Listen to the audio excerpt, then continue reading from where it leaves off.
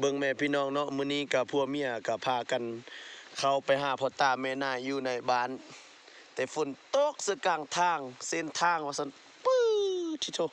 เฮ้ยเมียข่อยย่างไปพูนท่าโอ้ย